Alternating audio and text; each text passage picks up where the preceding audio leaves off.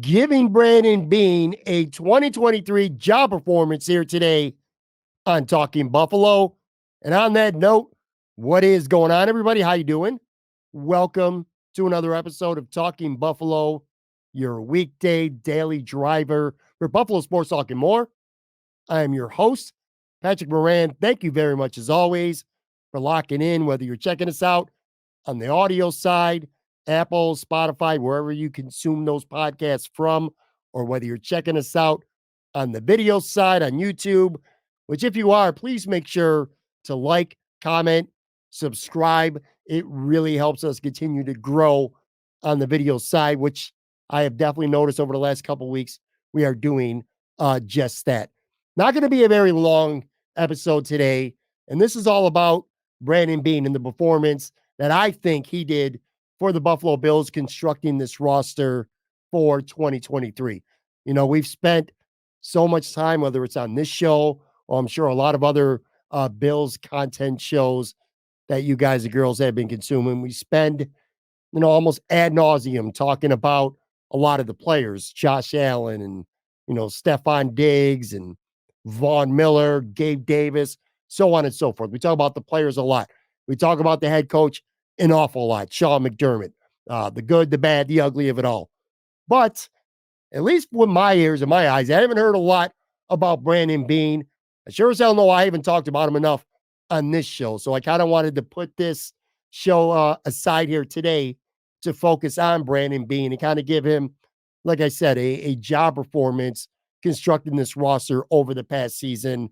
We'll go through tiers. We'll run down the guys that Brandon Beane re-signed last offseason. We'll talk about the free agents that he brought into this team.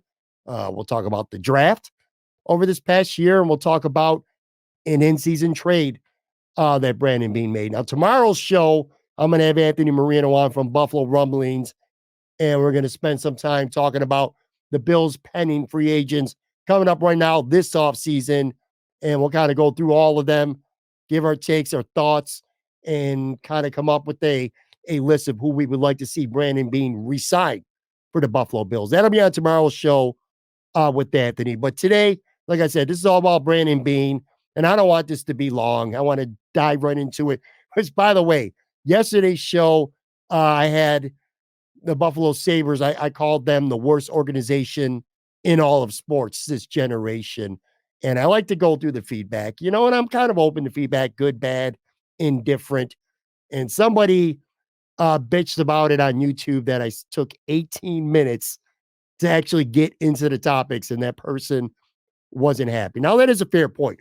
But to be fair to me, on yesterday's show, I spent a nice chunk at the beginning talking about it being the 6-year anniversary of the podcast.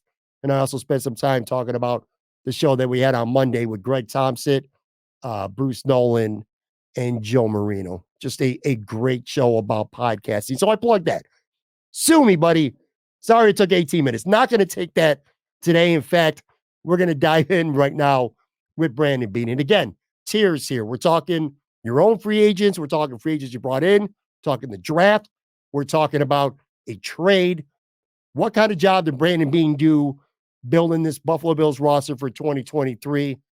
Obviously, the Bills fell short of their goal for the season. The goal is, or at least it sure as hell should be, the Super Bowl at a bare minimum, making the AFC Championship.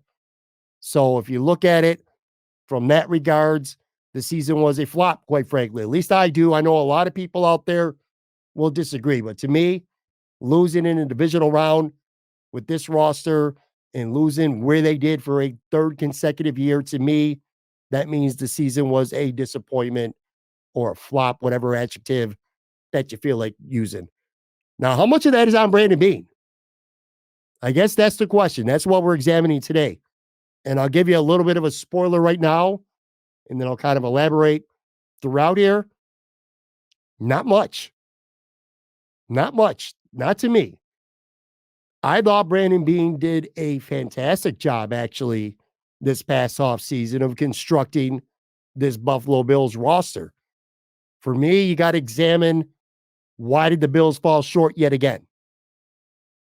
That's the question that everybody wants to know. That's the question I'm sure that the team internally is looking at for reasons. Why did they fall short again in the divisional round for a third straight year? Is it the roster? Was it not good enough? Did the general manager not do enough to put enough talent on this team for the Bills to realistically compete for a Super Bowl? And to me, resoundingly, the answer is Brandon Beane did do a good enough job. To me, and I've talked about this on the show a lot, and I'm going to bring this up again right now. I think there's two reasons that the Buffalo Bills fell short this year, just like they fell short last year. 2021, 13 seconds, rotten luck, and horrible coaching at the end. Straight up. Don't overanalyze 2021. The Bills fell short of their goal because Sean McDermott gagged in the last 13 seconds. Period. Point blank. Josh Allen gives you a lead with 13 seconds. You win the damn game. That's on the coach. 2022, 2023, I ain't got no problem with roster construction at all. To me, it's two things. Number one, something to at least some extent beyond their control, and that is bad injury luck. And I know that sounds like an excuse, and I absolutely detest and loathe using injuries as an excuse when a team loses. But you cannot dismiss it when it comes to the Buffalo Bills. 2 straight years, this team has been absolutely snake bitten with key injuries. And don't get me wrong, I know what some people out there, Bills haters, critics, what they're going to say. Well, you played a lot of teams with a lot of key injuries as well. 100% true. The Bills got to face the Pittsburgh Steelers in the playoffs without TJ Watt. I get it. I promise you that. They played the Miami Dolphins for the division at the end of the year. No Jalen Waddle. No Raheem Mostert. Tyreek Hill was banged up. Trust me, I get it.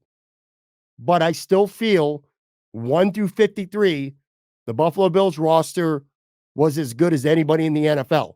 So I'll take a Bills healthy roster over a healthy roster of pretty much any opponent that they played this season. But Milano going down in London hurt the Bills so bad. Daquan Jones going down in that same game, even though he came back, Daquan Jones was a all-pro quality defensive tackle for the first month. And then he got hurt. He came back at the end of the year, was adequate. He was all right, but he wasn't the same player he was the first month. Of course, Trey White tore his Achilles against Miami. He looked really good up to that point. But those aren't even the injuries that I'm talking about, folks. That sucked, especially losing Matt Milano. But the team had months, literally months of playing without him. I'm talking about the injuries going into the Kansas City game when I say bad injury luck. Terrell Bernard getting hurt against the Pittsburgh Steelers, I will take this to my grave. I still feel that if Terrell Bernard does not get hurt against Pittsburgh and he's healthy and he plays against the Chiefs, the Bills win. And I swear to you, that is not a homer take. Not in the least. I truly, truly, truly feel that way. Christian Benford being out hurt. Taylor Rapp being out hurt. Gabe Davis being out hurt. But Terrell Bernard getting hurt against Pittsburgh, man, that hurt. So back-to-back years, man, bad injury luck really hurt the Bills. That's one of the two reasons why I think they fell short this year.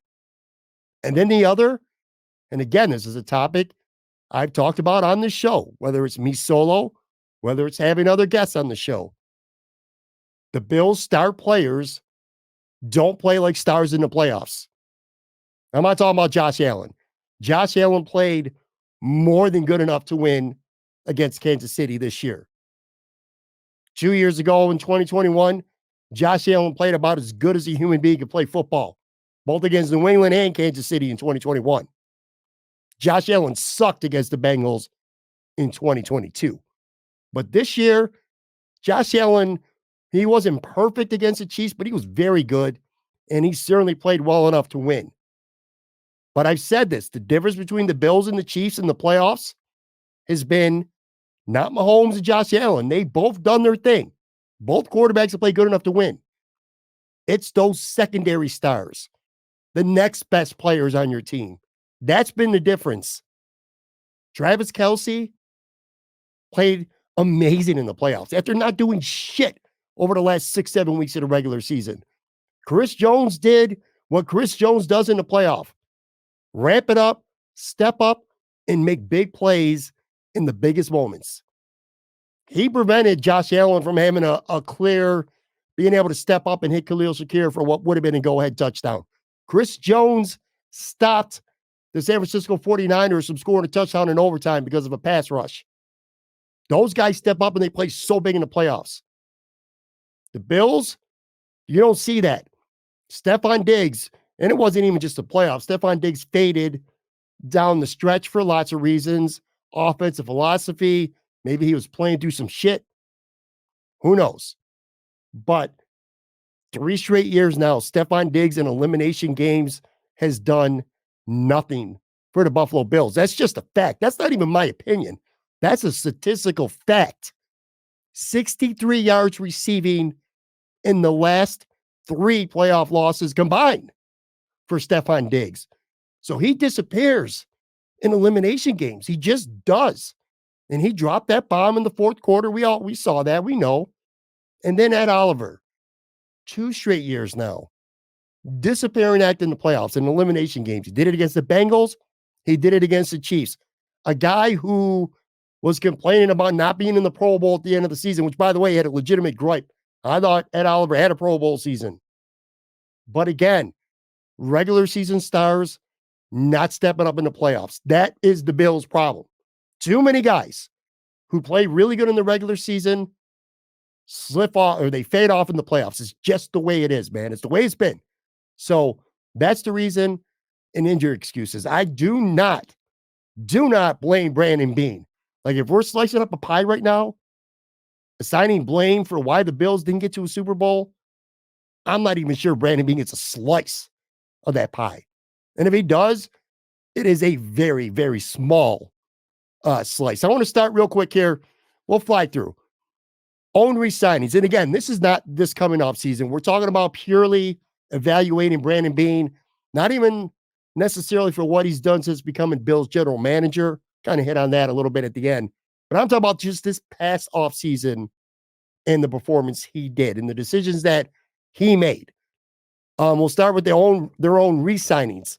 The Bills last offseason, they re-signed Jordan Poyer, Tyrell Dodson, Cam Lewis, Tyler Matekovich, Ike Bacher, Dane Jackson, Jordan Phillips, AJ Klein, Shaq Lawson, and Dean Marlowe. Those are all free agents that the Bills brought back this past offseason. Dane Jackson, I believe, was a restricted free agent. All the rest were unrestricted free agents.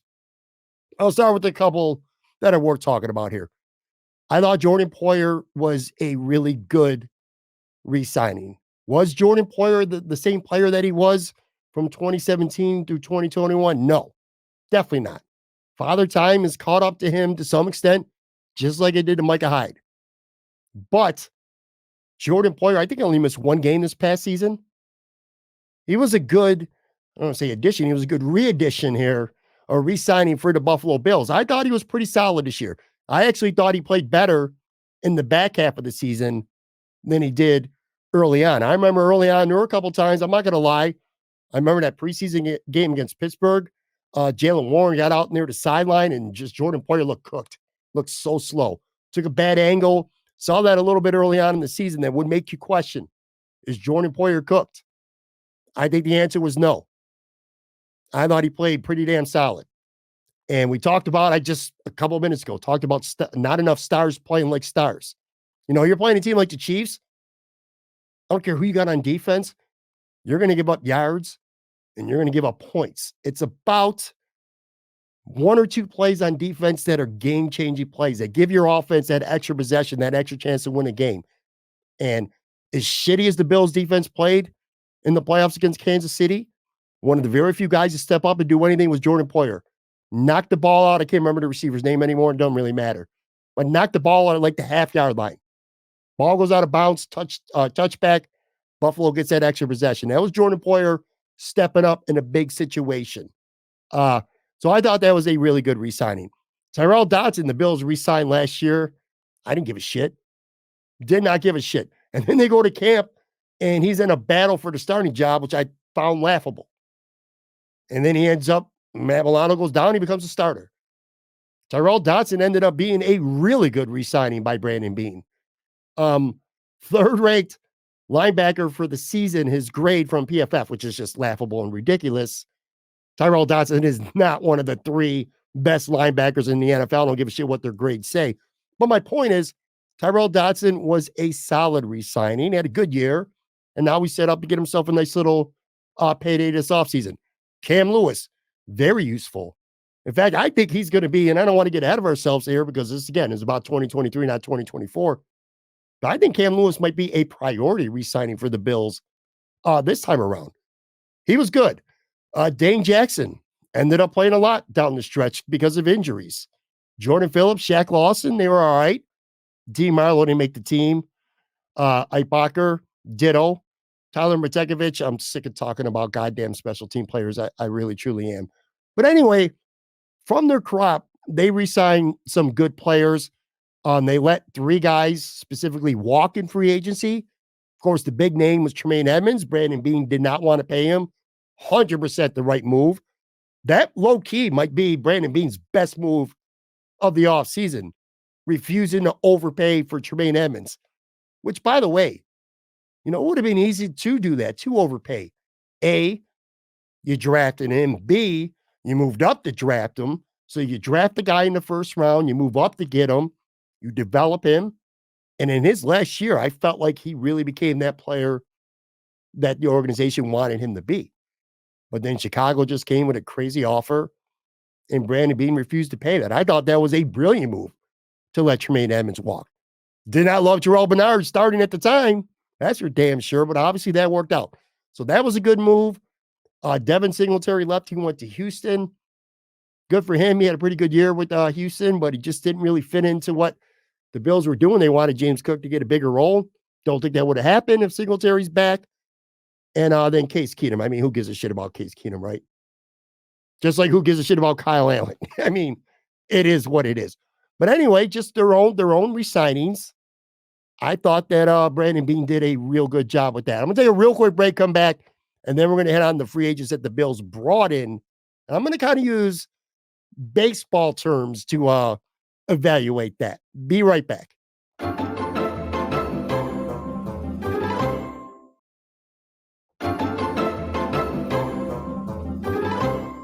All right, I am back, and I am going over Brandon Beane's last offseason, kind of giving him a little bit of a performance review here. All right, so we talked about the guys that the Bills re-signed their own guys last offseason, letting Tremaine walk.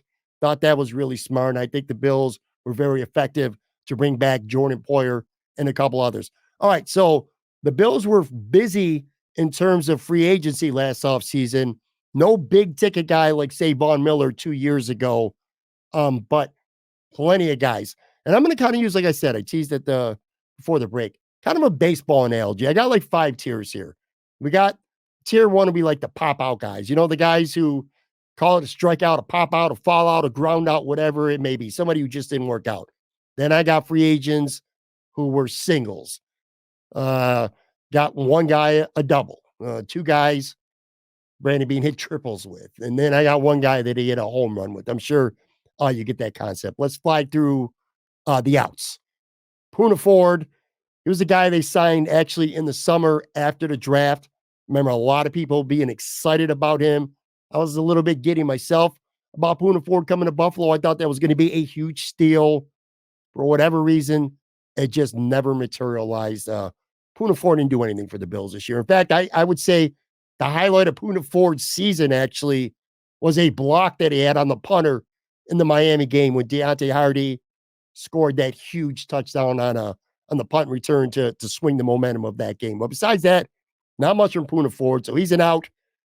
Brandon Shell literally retired before the season even started. So obviously that didn't work out. Trent Sherfield, which I'll tell you, that's a name I did not expect to have in this category if we would have scouted this show out a year ago. I thought Trent Sherfield was going to, at a minimum, be a really good fourth receiver for this team and have a couple games where he would have some really big moments. I had a big touchdown in the finale in Miami, but aside from that, Trent Sherfield, quite frankly, really didn't do shit this year. Dropped 2 long passes against the Chiefs. So he actually hurt the Bills. That was not a good signing. Trayvon Howard, linebacker, did not make the team. Shane Ray, a former first-round pick a couple years ago. The Bills gave him a look at training camp. Actually, he looked pretty good, at least from what I saw by going to training camp practices, but he got hurt, and I think he spent the year on IR. Cameron Dantzler, the corner from Minnesota, nothing ever materialized with him. He got cut real early in camp. And I got Josh Norman on this list. The Bills signed him in-season. As I'm thinking about it in real time here, I probably could have elevated him up to a single. In fact, I will elevate him to a single. Now I think about it, he played a couple of games, a couple special teams tackles, and I heard from multiple people that he was a really, really, really good influence to a lot of the Bills' younger players in the locker room. Those young DBs like Kyrie Elam and Christian Benford, they got a lot of knowledge from him. So I'm actually going to bump him up. So anyway, those are the outs. Singles, I'd say Brandon Beane hit a single with Linval Joseph. He was another late signing into the season. The Bills, when DaQuan Jones got down or went down, and then other guys got banged up. Jordan Phillips, I know, got banged up. The Bills were short defensive tackles, and they went out before the trade deadline, and they signed Linval Joseph to a 1-year deal. Didn't really do much. I guess to some extent he held the fort down. I guess that's the best we could say about him. Kyle Allen, fortunately, again, it was a who gives a shit signing. Much ado about nothing. I remember a lot of the summer, I was observing how awful I thought Kyle Allen looked at training camp. And again, fortunately, Josh never went down, and we never really had to find out. I got Deontay Hardy on this list too. He got pretty good money. He was one of, if not the Bills' first free agent signing. I know him and Connor McGovern were there right away early on. But anyway, a really disappointing season from Deontay Hardy, with the exception of the regular season finale at Miami. That one play, the punt return, completely swung that game. So you can't call him a complete miss just because that one game alone, that one play alone, helped the Bills secure an AFC East divisional title again. So I have him as a single. Latavius Murray played pretty well early on. Played a lot, actually. I think he got like double the third down snaps at one point before he was inactive a little bit down the stretch than James Cook was getting. He was the Bills offense, they trusted him to carry the football with the lead and not fumble. He was far and away their most impressive run blocker. But you could see Latavius Murray clearly hit a wall some point relatively early to the mid part of the season, and he was a shell of what he was early on. Damian Harris, who I liked, and it sucks that he got hurt because I thought Damian Harris was well on his way to having a big role. That's not maybe a big, but certainly a notable role with the Buffalo Bills this year. Sucked that he got hurt, so I can only give a single to Brandon Beane for that. And then I also got Taylor Rapp as a single. Now, look, again, going back to that Miami game, it's like a lot of guys stepped up in the Miami game, huh? Taylor Rapp, game-clinching interception, got hurt on that play. He missed the playoffs, but did not play really well at all, I thought, for the majority of the season. The back half of the season, he was playing safety in that dime defense, and they were putting Jordan Poyer in the box, and I think he started playing better, and the defense certainly looked better with that package. He's going to be a free agent again this offseason. But again, today's not really talking about this coming offseason. We're evaluating strictly the 2023 season. And I thought, given what the expectation might be and what we thought we might see from Taylor Rapp, I thought he was just, nah. Okay, so I got him with a single over there. I got one guy having a double. I thought Brandon Beane signing Ty Johnson low-key was a really, really good move. Damian Harris got hurt, so you needed Ty Johnson. He really stepped up. He surpassed Latavius Murray on the depth chart. And I'll tell you, by the last maybe 4 to 5 weeks of the season going into the playoffs, I felt every single bit as good as Ty Johnson getting his hands on the football as I did James Cook. And again, I'm trying not to peek into this offseason too much, but I will say, I really hope the Bills bring Ty Johnson back. He'd be a priority of mine. We're going to talk about that tomorrow with Anthony Marino from Buffalo Rumblings, but I really like that signing. Had 132 yards on 30 carries for the Bills, was good out of the backfield. Again, I trust him too. I thought that was a really good pickup. So I had him, Brandon Beane, a double for him. Two guys that had triples. One of them, Connor McGovern, which I think Connor McGovern was what we thought he was going to be. Connor McGovern is one of the worst run blocking guards in the league, and he graded really, really shitty on PFF with run blocking. But Connor McGovern is a really, really good pass blocking guard. He was one of the better PFF pass blocking grades in the entire NFL. This was the Bills' best offensive line of the Josh Allen era. And I don't even know that it was close. And Connor McGovern certainly had a role in that. Sure as hell better than Roger Saffold, right? So I thought that was a good signing, not necessarily a cheap signing for Brandon Beane. This was kind of one of their more high-profile deals, but he really worked out. So I thought that was good. And then the other guy I'm going to give a triple to, and you might say, what? David Edwards. The Bills played 6 offensive linemen a lot. They did it last year too. The difference was last year they had Bobby Hart, and this year they had David Edwards. David Edwards was kind of like that, I guess, third tight end, 6 offensive line, whatever you want to call it, that big jumbo package. He was great. And I went and I looked at the PFF grades and didn't expect this. David Edwards, by far, had the best run blocking grade of anybody on the Bills offense, anybody on the team. David Edwards was really good. A 1-year guy.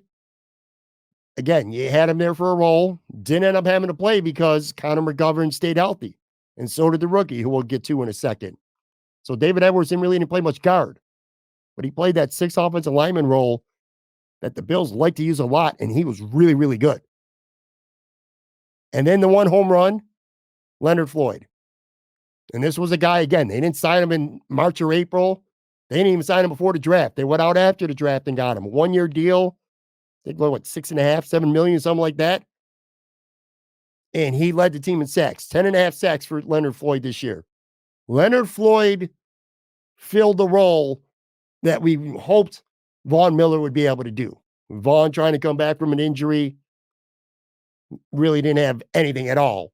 Literally had nothing at all to offer to give the Bills, I should say, till that Kansas City game. But again, we don't want to talk about Von Miller today. Show's got nothing to do with Von. Leonard Floyd filled that role. 1-year deal, and I'm sure he's going to go out of free agency, and he's going to get himself a nice little payday this coming off season in the next couple weeks as well. But to me, he was far and away the Bills' best free agent signing. Again, 10.5 sacks, and I can't imagine what this defensive line would have been this season if they didn't go out and get Leonard Floyd. So that was Brandon Beane's best free agent signing. He's my lone home run. All in all, you look at that class, and I think it's pretty damn good. Not great. And then they spent a lot of money. No long-term deals. There was no like 4 or 5 year contracts for any of these free agents. Almost all of these guys that we just ran off for 1-year deals, including Leonard Floyd. So Floyd was good. David Edwards was good. Connor McGovern's good. Ty Johnson was really good. All in all, a pretty good class, free agent class for Brandon Beane.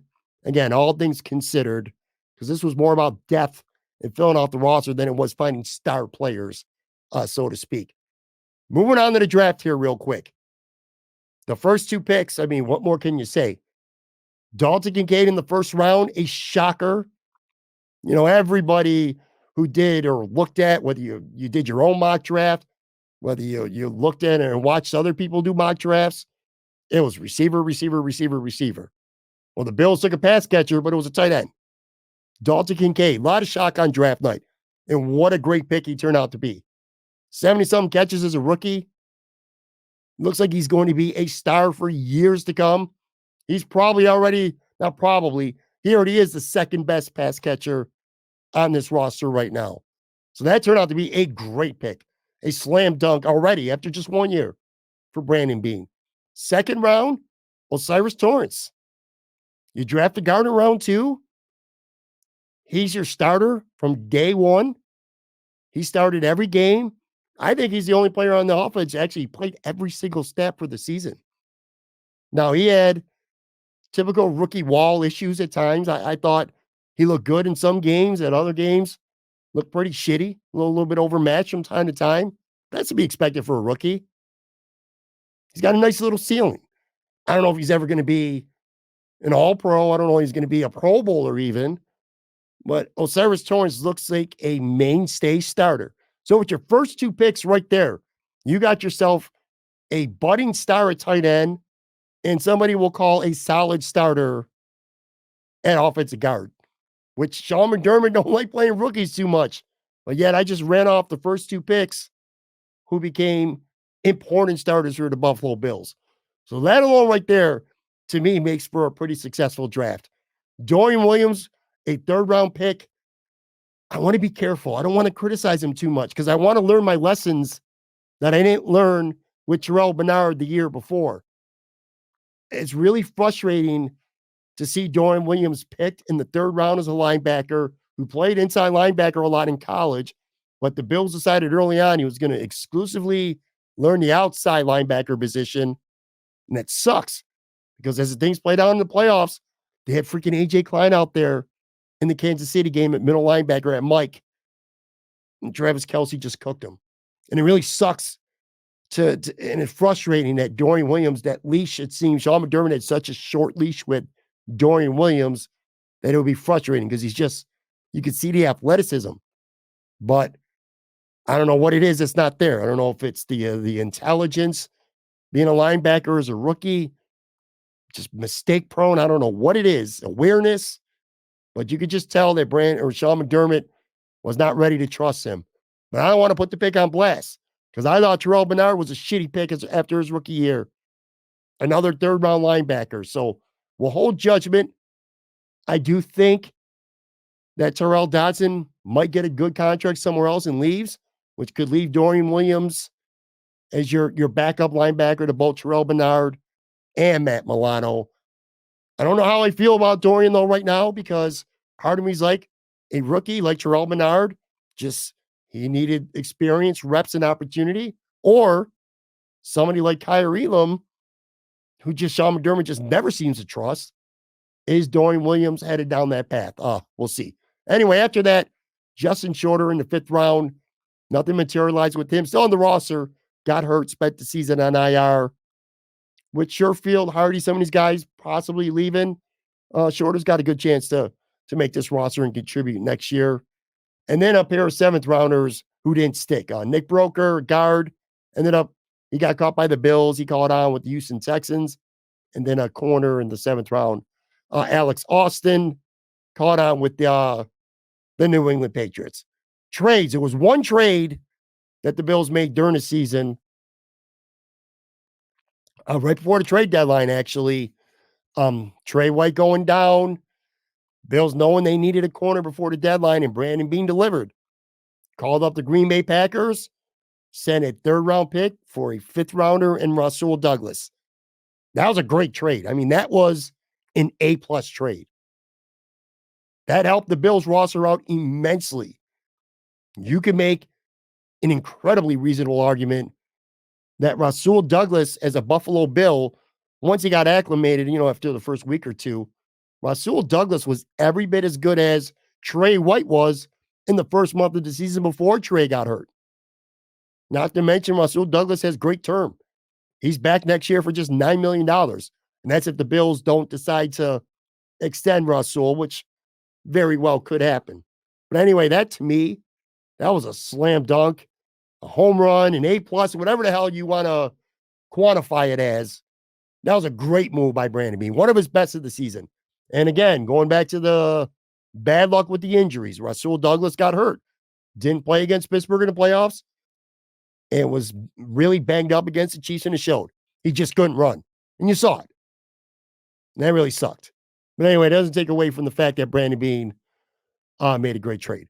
So to summarize here, folks, Brandon Beane gave the Buffalo Bills, in my opinion anyway, all the tools they needed to win a championship this year. I thought he loaded up the roster really good. This year, the pickups, because the Bills had a lot of good starters, man. It was about depth.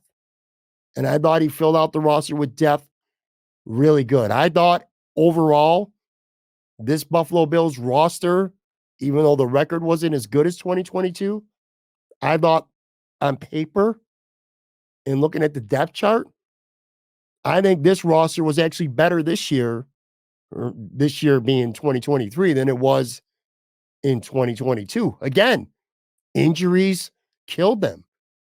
And you could add players, but you can only add so many players. You can only do so much. You can only have so much depth in the NFL with the salary cap before you start to get snake bitten at positions when the injury bug hits you really, really hard.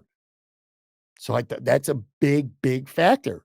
That, and like I said, star players just not stepping up when the stage is the biggest. It's as simple as that. Sometimes we overthink things, folks. And that's one of the things I think we overthink too much. Best players on your team got to play like the best players on the team when everything's on the line. Simple as that. I thought Brandon Beane did a really good job this offseason. I think Brandon Beane has done a really good job. I don't think Brandon Beane gets enough credit for drafting, actually, over the past 4 years. We spent a lot of time thinking about, rightfully so, but thinking about Kyrie Elam, who certainly looks like he's almost, I don't want to say he's all the way being a first round bust, but he certainly is on that track right now to being a complete whiff, a bust. But even if he is, we just talked about Kincaid and Osiris Torrance this year. You got two quality offensive starters in this draft, and who knows what Dorian Williams will end up being. You go back to 2022, which again, Kyrie Elam, bust. If you want to call him a bust, go ahead. But even if he is, Terrell Bernard in the 3rd round, Khalil Shakir in the 5th round, Christian Benford in the 6th round. Brandon Beane crushed the draft in 2022. 2021, you get Greg Rizzo, Spencer Brown, two really good starters on each side of the line. 2020, AJ Epinesa in round 2. I thought that was a pretty good value pick. The Bills didn't have a first-round pick in 2020 because they traded for Diggs. Gabe Davis, say what you want about Gabe. Hell of a value he gave the Bills as a 4th rounder. And then you get Dane Jackson in the 7th round. A really good player for that part of the draft. So to conclude this, folks, I think that Brandon Beane, if you want to, talk about his performance, want to throw out a grade here, I'd say A-. And I'm literally thinking about that on the fly here. I probably would give Brandon Beane an A- for what he did this past offseason. I'm not sure what more Brandon Beane realistically could have done for this roster. I mean, I guess if we want to nitpick, because no GM is perfect, it would have been nice if they could have found more at wide receiver this past offseason than they ended up doing with Deontay Hardy and Trent Sherfield. Having a better receiver, it's about the only thing I can think of, though, folks. Besides that, I truly think that Brandon Beane nailed it. And when I look at the failures of the 2023 season, I just can't put any of it really on Brandon Beane. Anyway, all right, that's going to do it for this show today. Again, tomorrow I'll be back. Anthony Marino from Buffalo Rumblings. We are going to go through all the Buffalo Bills pending free agents, and we're going to have a discussion about which guys we think Brandon Beane should keep. Coming up tomorrow. Talk to you then.